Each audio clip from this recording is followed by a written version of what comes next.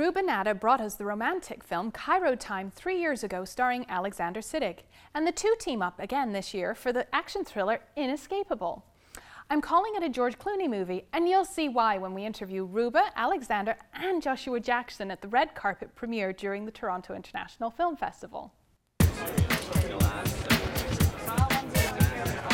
So what I wanted to ask you, you know I love the movie. Yes. What do you love about your movie?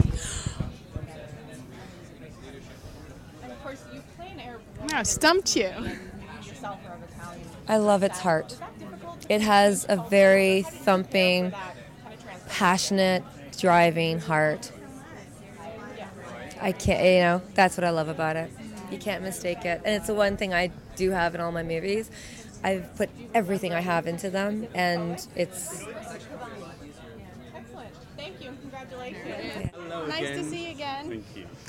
So I've asked you a bunch of questions already. Yes, you have. I only ask have them again. Okay, right, starting now. what you And I have one question for you. Yeah.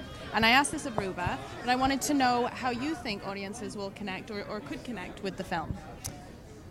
Woo, big question. Got time. Yeah, exactly. How is that my kid going to open this Christmas present? What is his good way? But I hope if nothing else, they take away a sense of immense good fortune at living in a country where they aren't living with a leaden weight of oppression above them, where they have at least the freedom to make themselves into the human being of their dreams.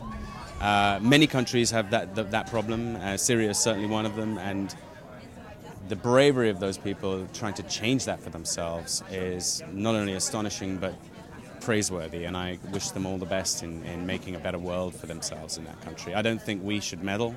I don't think we can, because I don't think we understand what they want, and I don't think we understand where they come from, and hopefully the audience will get a better understanding of that, because they'll see a glimpse of Syrian life in this film.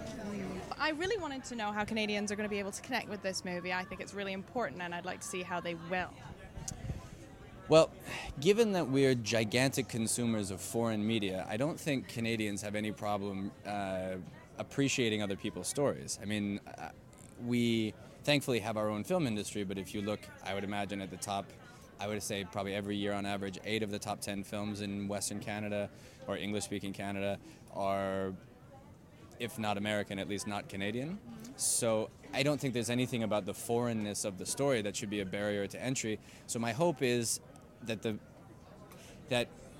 like a lot of good science fiction, it hides something from you with a simple and digestible story. So there's what you see when you are going in is a digestible thriller with a heroic, sympathetic leading man and a pretty linear story, and then what you get sucked into is a political drama set against the Syrian backdrop, told from an insider's perspective.